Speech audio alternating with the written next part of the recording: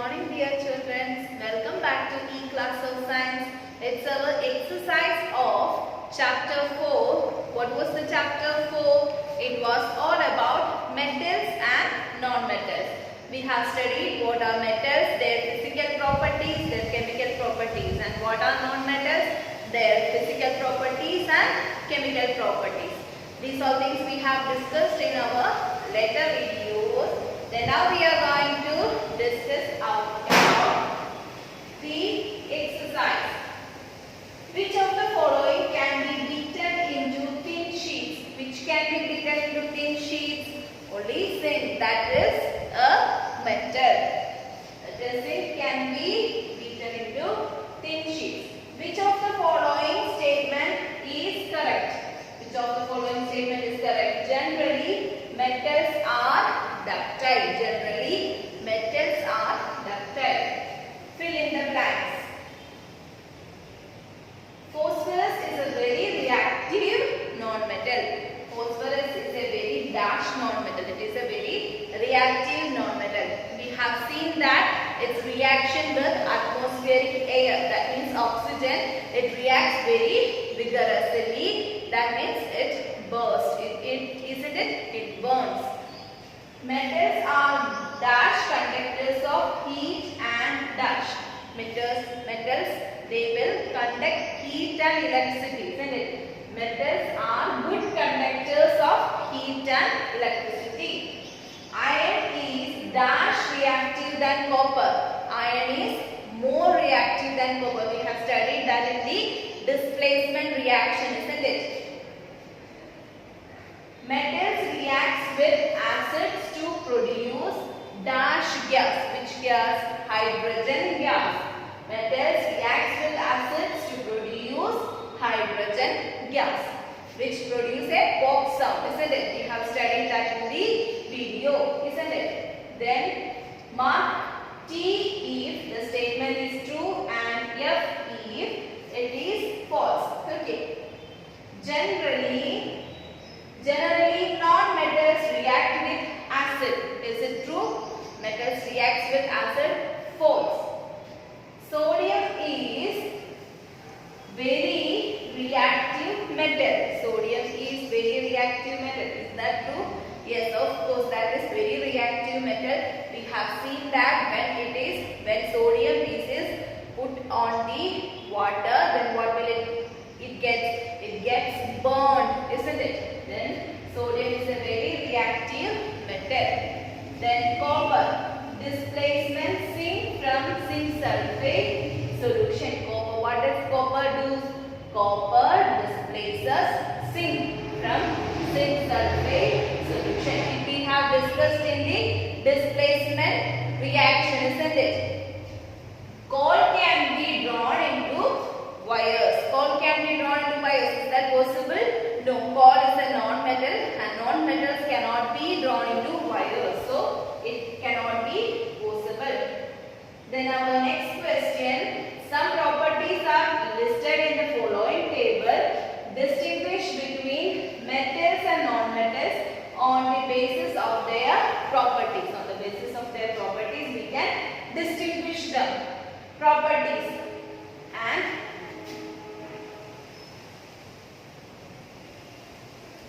it is given that properties are given here.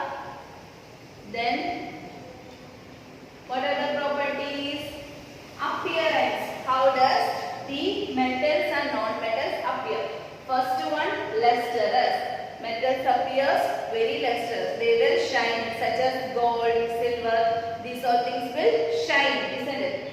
Non-metals such as our graphite, coal, these all things, they are non-metals. They will not shine. They are dull. That means lustrous and dull. It is the appearance. Then hardness. How metals are hard and non-metals are soft. Metals, how they are hard? Like iron, like steel. These all are hard metals, isn't it? Then what about non-metals? Like carbon, like lead, they will be broken. They are brittle. They are soft. Non Then what about the malleability?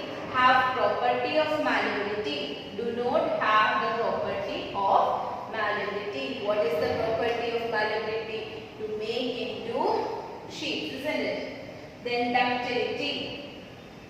Ductility. What is the property of ductility? Have the property of ductility. Do not have the property of ductility. Metals can be made into sheets, and where non-metals cannot be converted into sheets. So they do not have the property of ductility. Then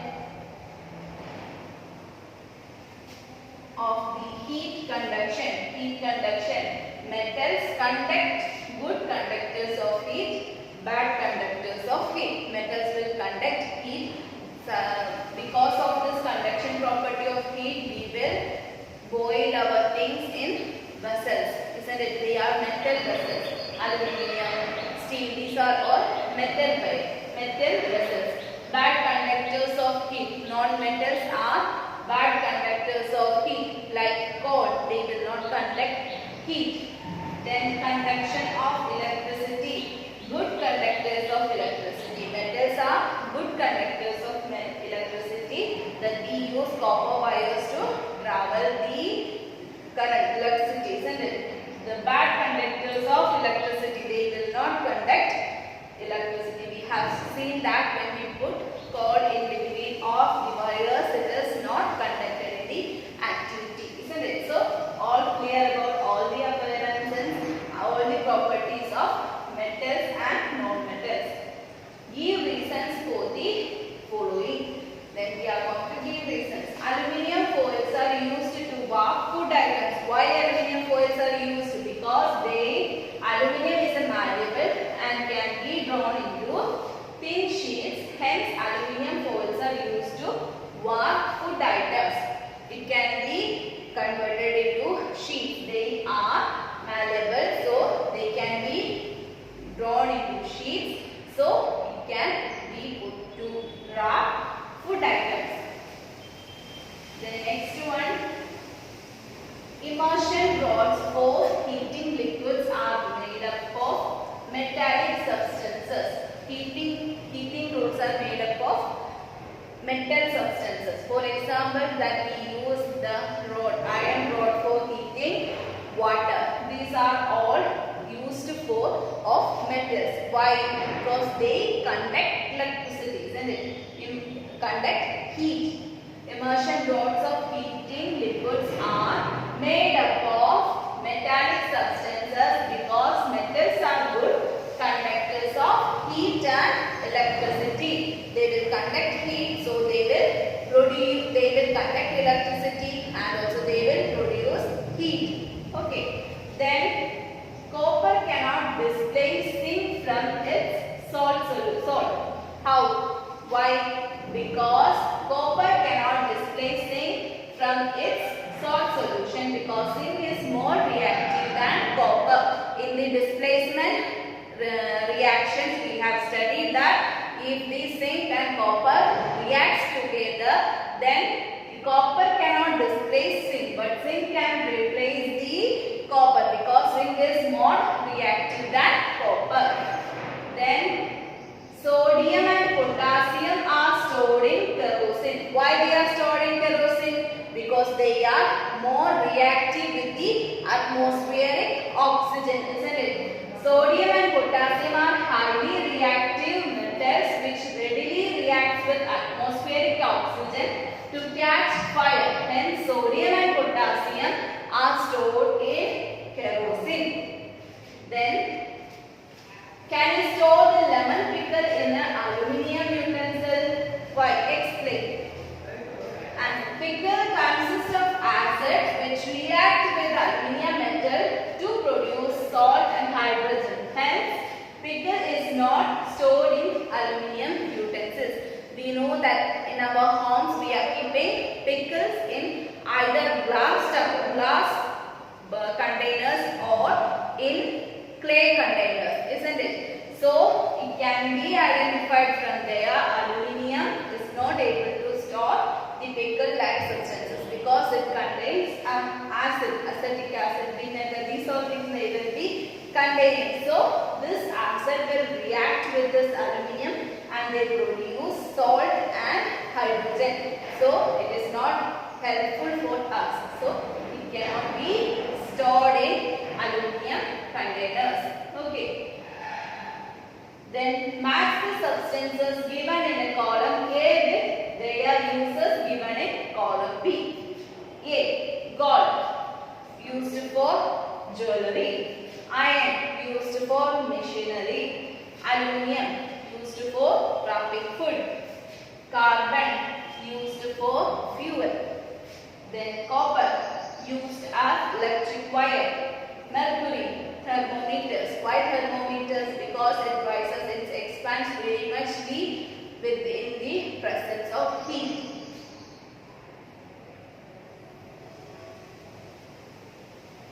What happens when dilute sulfuric acid is poured on a copper plate? What happens when dilute sulfuric acid is poured on a copper plate? We can see that no reaction occurs when dilute sulfuric acid is poured on a copper plate. However, when concentrate sulfuric acid is poured on a copper plate, hydrogen gas evolved along with the formation of blue colored copper sulfate crystals.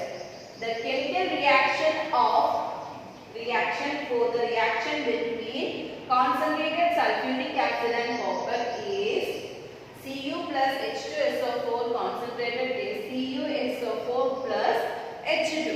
Why we are not reacting with dilute hydrochloric acid H2SO4? Because copper, as we said earlier, copper is less reactive, isn't it? So it will not react with dilute sulfuric acid, and if it is concentrated sulfuric acid, it will readily react with it and produce blue colored copper sulfate and hydrogen gas. Iron nails are placed in copper sulfate solution. Why iron nails are placed in copper sulfate solution? Iron being more reactive displaces copper from copper sulfate. In this reaction, the blue color of the copper sulfate fades and there is a deposition of copper on the iron nail. To separate the copper from the copper sulfate solution, we used to keep iron nails in the copper sulfate solution, so that from the copper sulfate solution, copper will attach to the iron nail, and so we can take the iron nail and separate the copper deposited on the iron nail. It is a displacement reaction.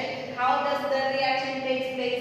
Fe, that is iron, plus CuSO4. What is CuSO4? Copper sulfate solution.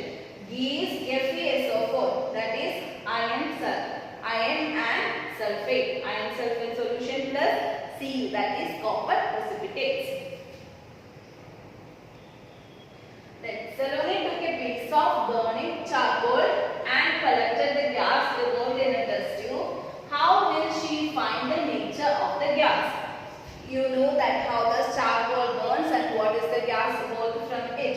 In a test tube containing gas, add a few drops of water. In that gas, please add some water. Now cover the test tube and shake well.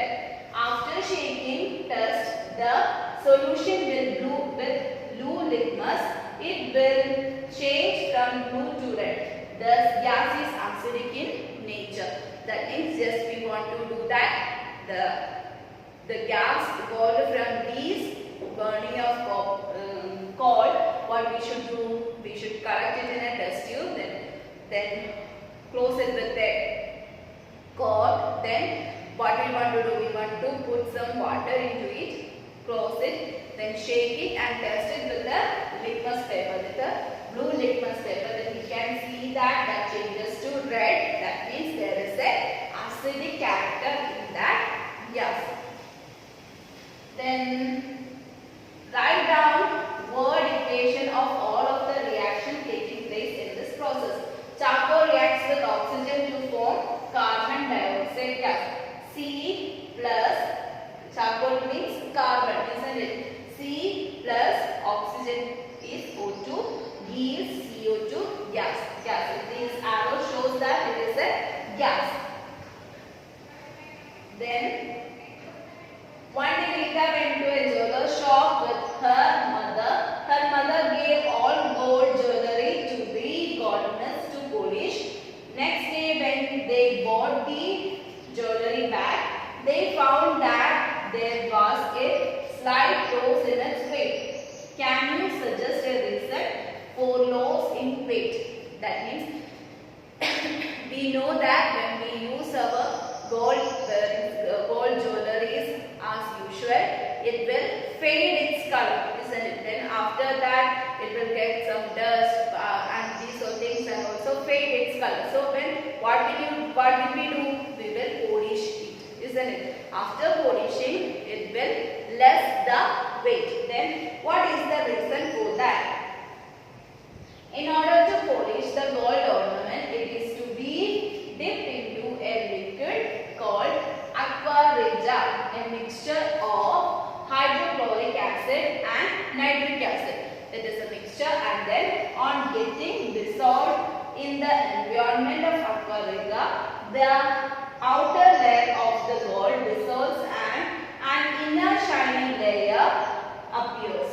The dissolving of the layer causes a reduction in the weight of the jewelry. That means we know that when we were going to polish that, what they will do? They will put it in a solution. That solution's name is called as aqua regia. It is a mixture of hydrochloric acid and nitric acid. In that, what it occurs? It is also a displacement reaction taking place from the gold jewelry. What will they happen? They will dispose the outer dull layer of the gold into the solution, and what happens? The inner portion will be seen. Then the inner portion is very shiny. So this has happened. So when the outer layer is gone, then that process is displacement, that displaces the gold from the gold jewelry, isn't it? So the weight of the jewelry will be gone less. Okay. Then jewelry is very costly, so don't polish recently, isn't it? Okay, then these are all the questions of this chapter. Hope you understood the chapter very much. Then study the portions. Any doubt from the chapter, you can ask in the doubt clearing section. Till then, take care. Have a nice day. Thank you.